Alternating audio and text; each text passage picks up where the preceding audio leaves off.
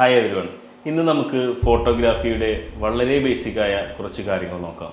നമ്മുടെ ലെൻസിലൂടെ പ്രകാശം കടത്തിവിട്ട് അത് സെൻസറിലെത്തി ഒരു ഡാറ്റയായി സേവ് ചെയ്യുന്ന ഒരു പ്രക്രിയയാണ് ഫോട്ടോഗ്രാഫി. അങ്ങനെയാണെങ്കിൽ പ്രകാശത്തെ നിയന്ത്രിക്കുന്നതിലൂടെ നമ്മുടെ പടത്തെയും നിയന്ത്രിച്ചുകൂടെ? തീർച്ചയായും. ഈ പ്രകാശത്തെ നല്ല രീതിയിൽ നിയന്ത്രിക്കാൻ അറിയുന്ന ഒരാൾക്ക് ഒരു നല്ല ഫോട്ടോഗ്രാഫറാകാം. അതിനുവേണ്ടി ഇമ്പോർട്ടൻ്റ് ആയ ഒരു 3 കാര്യങ്ങൾ നമ്മൾ ശ്രദ്ധിക്കേണ്ടതുണ്ട്. 1 അപ്പറേച്ചർ, 2 ഷട്ടർ സ്പീഡ്, 3 ISO.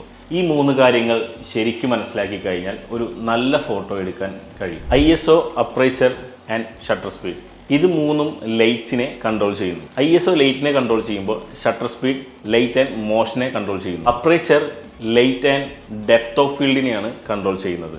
ഇത് 3ഉം മനസ്സിലാക്കുന്ന രീതിയിൽ മനസ്സിലാക്കിയാൽ ഫോട്ടോഗ്രാഫി വളരെ സിമ്പിളാണ്. ഫോട്ടോഗ്രാഫിയിലെ എൻ്റെ എക്സ്പീരിയൻസ് വെച്ച് നിങ്ങൾക്ക് ഇതിനൊരു എളുപ്പവഴി ഞാൻ പറഞ്ഞു തരാം. എപ്പോഴും നമ്മൾ ഔട്ട്ഡോർ ഫോട്ടോ എടുക്കാൻ പോകുമ്പോഴോ ഇനി ഫോട്ടോ എടുക്കാൻ പോകുന്ന സമയത്ത് മാക്സിമം ഒരു 100-200 ISO ആദ്യം സെറ്റ് ചെയ്യാം. അതിനുശേഷം നമ്മൾ ഏതൊരു ആക്ടിവിറ്റിയാണോ എടുക്കാൻ പോകുന്നത് അതിനനുസരിച്ച ആ ഒരു ആക്ടിവിറ്റിയുടെ സ്പീഡിനനുസരിച്ച് നമ്മുടെ ഷട്ടർ സ്പീഡ് രണ്ടാമതായി സെറ്റ് ചെയ്യുക.